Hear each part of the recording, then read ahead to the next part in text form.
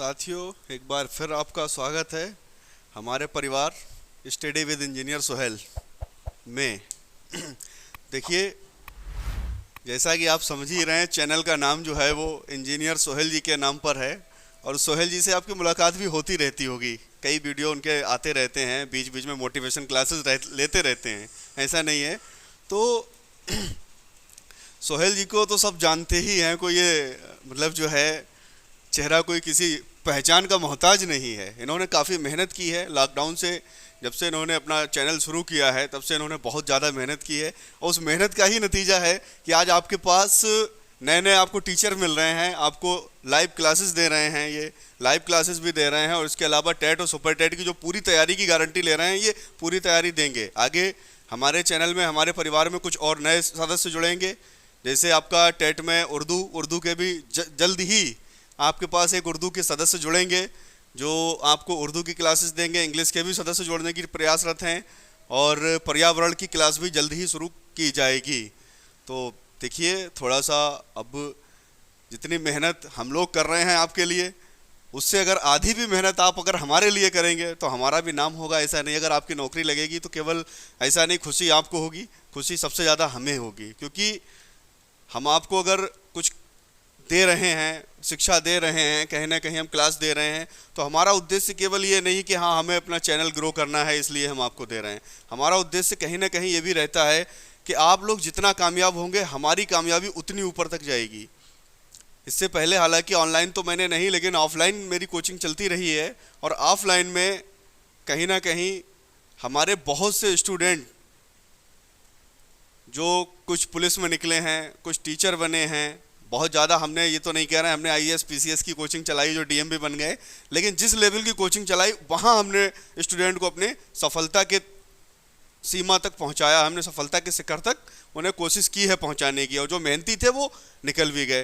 तो आपको मेहनत करना है थोड़ा थोड़ा। देखिए, पढ़ाई के साथ मोटिवेट मैं इसलिए कर रहा हूँ, कहीं ना कहीं आपको लगने लगता है कि हम नहीं कर सकते, और कहीं ना कहीं आपको अभी तक जो सबसे बड़ी समस्या है वो नोटिफिकेशन की है। नोटिफिकेशन अभी तक नहीं आया तो आपको लग रहा है कि हाँ अभी हमें पढ़ने का कोई फ़ायदा नहीं है। ऐसा नहीं, आपको पढ़ने का फ़ायदा मिलेगा। जो आप पढ़ रहे हैं इसे केवल आपको एक बार फिर बाद में रिवीजन करना पड़ेगा, रिवाइज कर लीजिए, हो जाएगा काम। और ऐसा नहीं, आपको नोटिफिकेशन जून से लेकर जुलाई तक तो 100% देखने को मिलेगा। तो नोटिफिकेशन का इंतजार ना करते हुए सीधे पढ़ना शुरू करिए और कोशिश करिए कि जल्द से जल्द आप अपना पूरा सिलेबस कंप्लीट करें और सिलेबस कंप्लीट होने के बाद रिवीजन अपनी शुरू कर दें। तो देखिए, अभी तक स्वर संधि हमने कंप्लीट कर दी थी। स्वर संधि में हमने जो भी उसके, देखिए ऐसा नहीं है, सूत्र उसके और भी हैं, लेकिन आपका जो स्तर है वो यूपी टेट या सुपर टेट का अगर है तो उस स्तर से जो हमने आपको पढ़ाया है वही आपके लिए पर्याप्त है।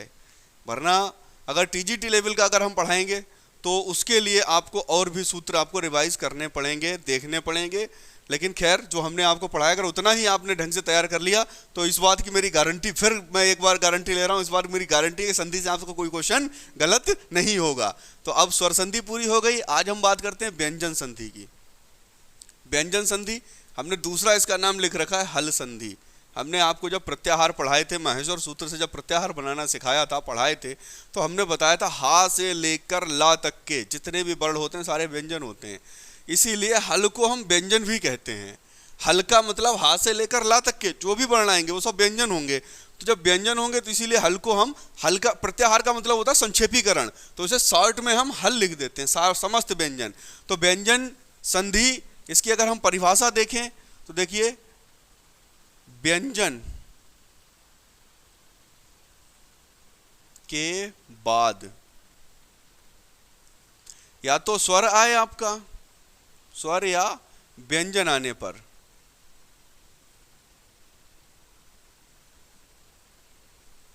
देखिए,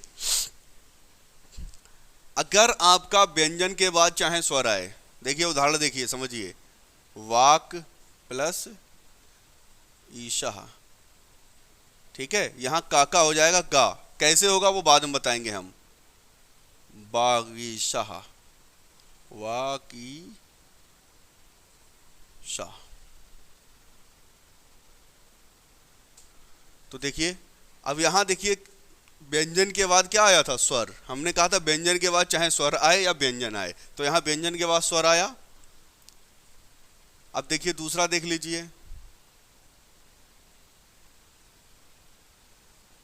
रामस चिनोती, ये आपका हो जाएगा रामस चिनोती।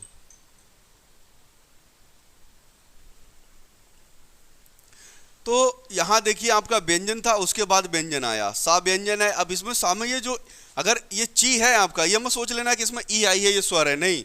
अगर इसे अलग करेंगे तो चा और ई बाद में पहुंचेगी, ठीक है। तो कहीं ना कहीं अब देखिए, यही थोड़ा सा आप अगर वर्णों को अलग करना, शब्दों को अलग करना सीख गए तो आपके लिए कोई भी ये दिक्कत संधि नहीं करेगी। तो यार देखिए, यहाँ चा है, सा है, ठीक है। नियम क्या है इनके अभी हम बताएंगे बाद में, लेकिन अभी आपको फिलहाल ये देखना, व्यंजन के बाद चाहे स्वर आए तब भी व्यंजन संधि, व्यंजन के बाद यदि व्यंजन आए तब भी व्यंजन संधि, ठीक है।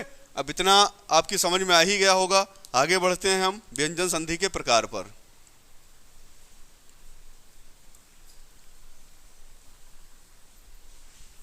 व्यंजन संधि का देखिए पहला प्रकार देख लीजिए आप। सबसे पहले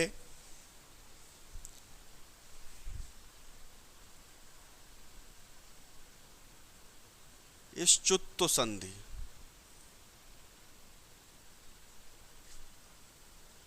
इसके भी इंपॉर्टेंट प्रकार ही हम बताएंगे, जहां से आपको क्वेश्चन फंसने के चांस होते हैं। बहुत ज़्यादा इसके सूत्र भी बहुत हैं, लेकिन ऐसा नहीं कि हम सारे सूत्र आपको पढ़ाएंगे, केवल वही पढ़ाएंगे जो आपके लिए ज़रूरी है, जिसमें से आपको क्वेश्चन मिलेंगे। इसका देखिए सूत्र होता है इस्तो, इश्चुना, इश्चु। समझ लीजिए, इस्तो में अगर हम इसे अलग कर दें तो इसका सा और तो का मतलब ता वर्ग। तू यहाँ तो ओ हो गया है, लेकिन यहाँ ता वर्ग से निकलेगा। इसमें से अगर ये हम सा निकाल लें, चू का मतलब चा वर्ग। यहां से अगर देखें हम तो सा और चू का मतलब चा वर्ग। इस सूत्र से देखिए, इस्तो का मतलब सा और ता वर्ग, इश्चू का मतलब सा और चा वर्ग, इश्चू का मतलब सा और चा वर्ग, ठीक है, 2 बार आया है।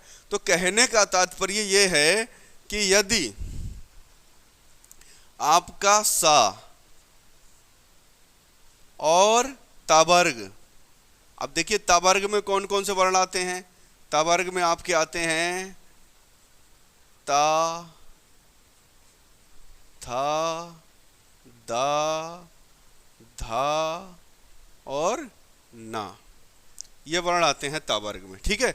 इसके बाद, इनके बाद, बहुत टेक्निकली बता रहे हैं हम आपको, परिभाषा ना लिखा के अभी हम सीधे आपको बता रहे हैं। इसके बाद यदि आप देखिए इश्चु है, इश्चु का मतलब सा या चा वर्ग। अब चा वर्ग में भी आपको पता होता है क्या आता है, चा, छा, जा, झा, या। अगर ये वर्ण आते हैं तो क्या होता है, इश्चु हो जाता है। इश्चु का मतलब सा के स्थान पर ये वाला सा हो जाएगा, और ता वर्ग के स्थान पर हो जाएगा आपका चा वर्ग। चा वर्ग में क्या आएगा, चा, छा, जा, झा, या। समझ लीजिए, अब चा वर्ग के, ता वर्ग के स्थान पर चा वर्ग होगा। कहने का तात्पर्य यदि ता आएगा तो उसके स्थान पर चा हो जाएगा, यानी पहले के स्थान पर पहला, दूसरे के स्थान पर दूसरा, तीसरे के स्थान पर तीसरा, चौथे के स्थान पर चौथा और पांचवें के स्थान पर पांचवा। इसी क्रम में वर्ण होंगे। ऐसा नहीं कि ता के स्थान पर सीधे हम यहाँ रख देंगे या झा रख देंगे, नहीं। अगर ता है तो ता के बाद यदि इनमें से कोई भी वर्ण आए, ऊपर वाले वर्ण है ये सा या ता, था, दा, धा, ना के बाद इनमें से जो नीचे लिखे हैं, इनमें से कोई भी वर्ण आए तो ता, सा के स्थान पर तालव्य सा हो जाता है, था के स्थान पर छा हो जाएगा, ता के स्थान पर चा, था के स्थान पर छा, दा के स्थान पर जा, धा के स्थान पर झा और ना के स्थान पर या हो जाएगा। ठीक है, अगर परिभाषा के रूप में लिखें तो इस तरह से लिख लें हम, यदि सा या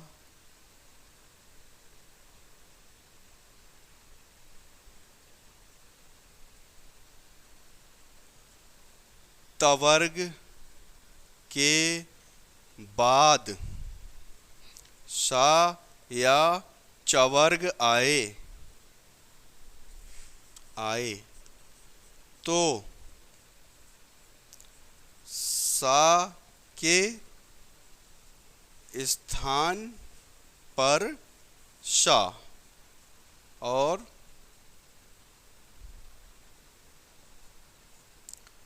तवर्ग के स्थान पर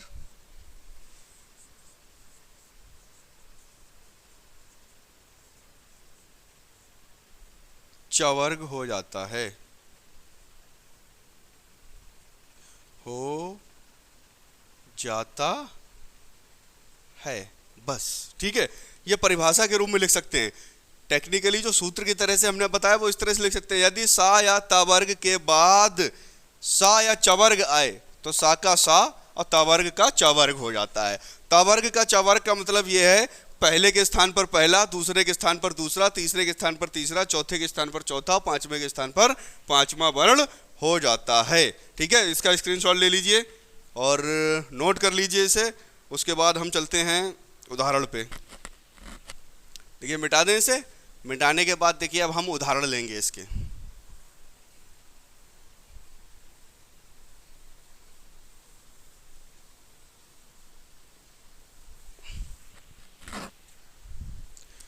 सबसे पहले देखिए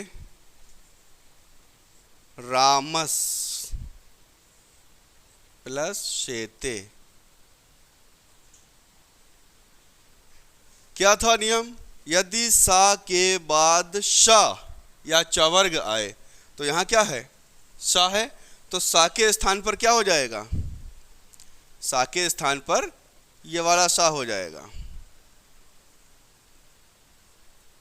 अब सा के स्थान पर ये हो गया तो देखिए यहां क्या बन जाएगा, रामस, और शेते ऐसे ही लिख दीजिए मिला के, बस रामस शेते हो गया। ठीक है, इसी तरह देखिए दूसरा उदाहरण ले लीजिए। अगर यहां हम अब इसी को हम ले लें रामस, अब हमने क्या बताया, सा के बाद यहां सा आया, अब अगर सा के बाद चा आ जाएगा, चिनौती, तो यहां देखिए यहां भी वही होगा, सा के बाद यदि ये वाला सा आए या चवर्ग आए, चवर्ग का पहला वर्ण है तो सा के स्थान पर तो यही वाला सा होगा। तो यहां देखिए क्या हो जाएगा, रामस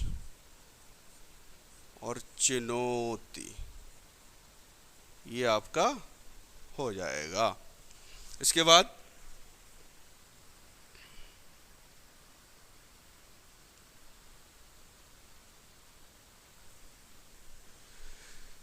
अगला उदाहरण देखिए, निस प्लस छलहा। यहां भी देखिए आपका सा के बाद चा वर्ग का छा वर्ण है तो सा के स्थान पर क्या हो जाएगा, ये वाला सा, और क्या बन जाएगा, निश्छल। इसी तरह एक उदाहरण और देखिए, शत्रुन जयति, शत्रुन जयति, ना के बाद अब देखिए ये ना आपका तावर्ग का अंतिम वर्ण है, तावर्ग का अंतिम वर्ण है। अब तुरंत अगर हम उसी बात पे पहुंचे, ठीक है, तो क्या लिखा था हमारा, ता था दा धा ना, और यहां चा छा जा झा या, तो ना के स्थान पर क्या होगा, या। तो देखिए आगे से क्या है, चवर्ग का वर्ण है तो ना के स्थान पर हो जाएगा या, तो ये बन जाएगा आपका शत्रुन जयति, इस तरह से आ जाएगा। आपको देखिए थोड़ा सा दिमाग लगाना है कि यदि हमारा चा सा या ता वर्ग के बाद यदि ये वाला शा या च वर्ग आएगा तो सा के स्थान पर शा और पूरे के पूरे ता वर्ग के स्थान पर चा वर्ग हो जाता है। चलिए इसे नोट कर लीजिए, उसके बाद अगला उदाहरण बताते हैं।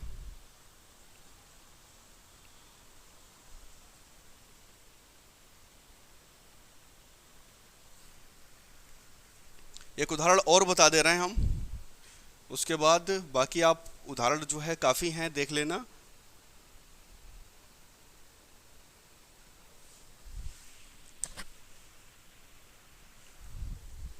ये देखिए तत् प्लस छवि। अब यहां देखिए ता के बाद आपका चा वर्ग का वर्ण है, तो ता, अब ता के बाद ता का क्या हो जाएगा? अब ये देखिए ता पहला वर्ण है, तो ता के स्थान पर क्या हो जाएगा? चा वर्ग का पहला वर्ण चा ही हो जाएगा। तो क्या बन जाएगा आपका? तत् छवि। इसी तरह आपका बालकस प्लस सेते, ये वाला आपका बालकस शेते, तो ये बन जाएगा। ये भी इसी तरह देखिए ऊपर जैसे रामस शेते था, तो यहाँ हो जाएगा बालकस शेते। इसी तरह आपका ये है कश प्लस चित, तो ये आपका हो जाएगा कश्चित। सेम इसी तरह बनेंगे, ठीक है। थोड़ा सा ध्यान देना है और बाकी हो जाना है, यानी सा का शा हो जाएगा यदि चा वर्ग का कोई भी वर्ण आए तब, ठीक है। चा वर्ग या सा में से कोई सी भी वर्ण आए तो सा का आपका शा हो जाएगा, और ता वर्ग का आपका चा वर्ग हो जाता है। ये थोड़ा सा अगर एक बार आप ध्यान देंगे, प्रैक्टिस करेंगे तो हो जाएगा, कोई दिक्कत नहीं। अब यहीं अगर देखिए विच्छेद करने को आएगा, और एक चीज़ और बता दें हम आपको, जो मेन बात है, हम आपको पढ़ा जरूर रहे हैं व्यंजन संधि, लेकिन व्यंजन और विसर्ग से 10% चांस पूछने का है। हाँ, अब पढ़ाना इसलिए भी जरूरी कि बाई चांस पूछ भी सकते हैं, बाकी 90% आपको जो स्वर संधि पढ़ाई गई क्वेश्चन उसी से पुटअप होते हैं, स्वर संधि से। इससे देखिए 90-10 का रेशियो है, 90% चांस उससे पूछने का रहता है, 10% चांस इससे पूछने का है। तो आप इसमें तैयारी करें, ध्यान दें, लेकिन सबसे ज़्यादा ध्यान जो देना है वो स्वर संधि पे देना है। स्वर संधि की प्रैक्टिस अधिक करनी है, प्रैक्टिस इसकी भी करनी है कि बाई चांस अगर इससे क्वेश्चन आ गया फिर आपका छूट जाएगा। इसलिए हम ये भी नहीं कह रहे हैं कि बिल्कुल इसे छोड़ ही दें आप। चलिए दूसरी संधि बताते हैं आपको हम। दूसरी संधि भी देखिए इसी से मिलती जुलती है।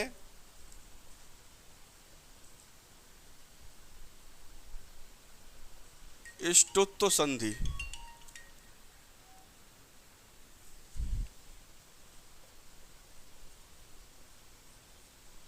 इष्टुत्व संधि, ठीक है। इसका सूत्र है इष्टुना इष्टु। देखिए अभी हमारा सूत्र था इस्तो उष्णा इष्टु, यहां इस्तो केवल इसका इस्तो का लोप है, लेकिन इस्तो का यहां भी काम है।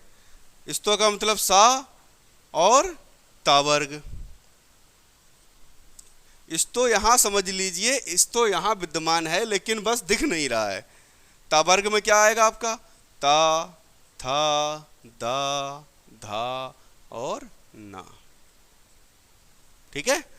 अब यदि इसके बाद आपका ये वाला सा आए या आपका टा वर्ग आए, तो आपका देखिए सा के स्थान पर ये सा हो जाता है, ता के स्थान पर टा हो जाएगा, था के स्थान पर ठा हो जाएगा, दा के स्थान पर डा हो जाएगा, ढा के स्थान पर ढा और अणा, इस तरह से ये आपके हो जाते हैं। देखिए अब यदि जैसे वहां पे उसके बाद यदि शा या चा वर्ग, देखिए शा और चा वर्ग दोनों का उच्चारण स्थान तालु था, यहाँ सा और टा वर्ग दोनों का उच्चारण स्थान मूर्धा है, तो ये उच्चारण स्थान के हिसाब से संधियां हो रही हैं, ठीक है। तो यहाँ देखिए आपका वहाँ आपका सा या ता वर्ग के बाद तालव्य सा था और चा वर्ग था, तब इस तरह से हो रहा था। यहाँ सा और टा वर्ग है, बस इतना ही अंतर है, इससे ज्यादा और कोई भी बड़ा अंतर नहीं है इसमें। इसकी अगर परिभाषा लिखना चाहें हम तो इस तरह से लिख सकते हैं, यदि सा या ता वर्ग के बाद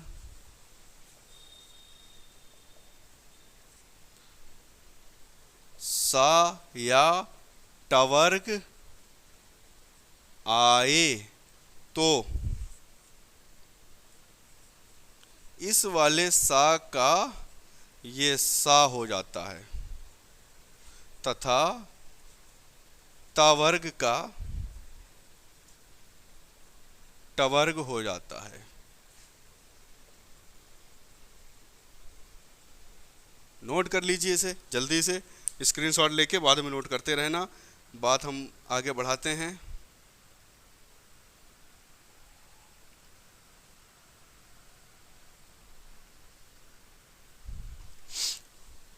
हो गया होगा, चलिए देखिए अब इसके उदाहरण देख लीजिए।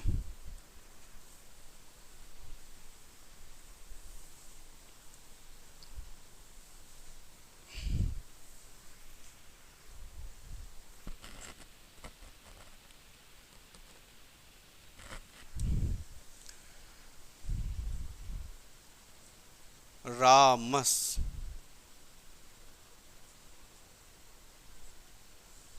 प्लस षष्ठ। देखिए यही हम बराबर में लिख दे रहे हैं, रामस षष्ठ। तो इस सा के स्थान पर देखिए कौन सा, ये वाला सा हो जाएगा, तो रामस और षष्ठः विसर्ग लगा दीजिए, ठीक है। इसी तरह आपका दूसरा देखिए, रामस टीकते। देखिए यहाँ सा के बाद क्या है आपका टा वर्ग है, तो इस सा के स्थान पर भी यही वाला सा, रामस टीकते। देखिए तत् प्लस टीका, तो देखिए ता के बाद टा है तो ता का क्या हो जाएगा, ता के स्थान पर टा, तो बन जाएगा तट। अब देखिए टा है, टा आधा रहेगा, और संस्कृत का एक नियम है, अगर आप शुद्ध वर्तनी लिख रहे हैं तो आधा वर्ण बीच में कभी भी हलंत नहीं लग सकता। ऐसे हम लिख सकते हैं, लेकिन ये केवल हिंदी में सही माना जाएगा, संस्कृत में सही नहीं माना जाएगा। तो संस्कृत में सही लिखने के लिए इस हलंत वाले को हटा के उस वर्ण के नीचे लगा देते हैं, तो ये इस तरह से ये बन जाता है तत् टीका।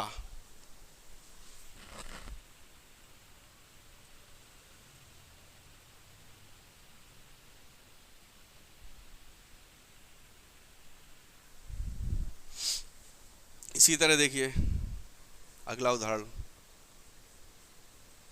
चक्रिन ढोक से। यह ना है, ना के बाद ढा है, ढा मतलब टा वर्ग का वर्ण, टा ठा डा ढा, ठीक है। तो ना के स्थान पर, अब ये पांचवा है अपने वर्ग का तो पांचवा ही होगा, अणा हो जाएगा। ना के स्थान पर क्या हो जाएगा, अणा, तो यह बनेगा चक्रिन। अब आधा है तो आधा ही बनेगा, ढोक से। इसी तरह आपका बालकस षष्ठ, बालकस षष्ठ, बालकस टीकते, बालकस टीकते हो जाएगा, ठीक है। तो ये जो है आप कोशिश करेंगे तो कोई बड़ी बात नहीं है, इसे थोड़ा सा ध्यान देंगे, बहुत आसान है, बहुत ज़्यादा कठिन ये नहीं है, ठीक है। एक उदाहरण चाहे तो और देख लीजिए, उत प्लस डयनम। अब देखिए यहां भी वही है, ता का क्या हो जाएगा, डा, नहीं, ता के स्थान पर क्या हो जाएगा, ता, अब टा हो जाएगा, ता का ता वर्ग का टा हो जाएगा, ठीक है।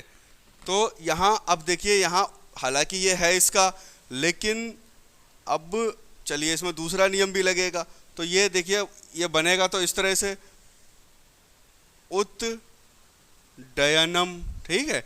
लेकिन अब ये डा है आगे से, तो इसलिए यहाँ उड्डयनम इस तरह से बनता है, चाहे इस तरह से लिख लीजिए और चाहे इस तरह से लिख लीजिए, उड्डयनम।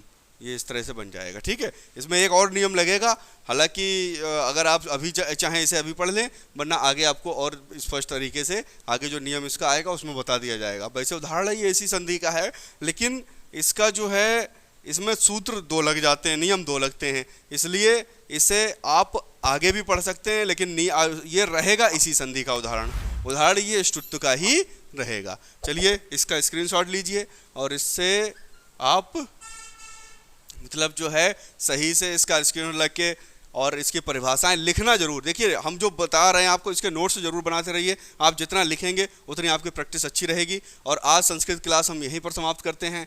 2 संधियां आज हमने व्यंजन की बता दी हैं। नेक्स्ट क्लास में आपको हम 2 से 3 संधियां और बताएंगे। चलिए आज की क्लास यहीं पर समाप्त करते हैं। धन्यवाद।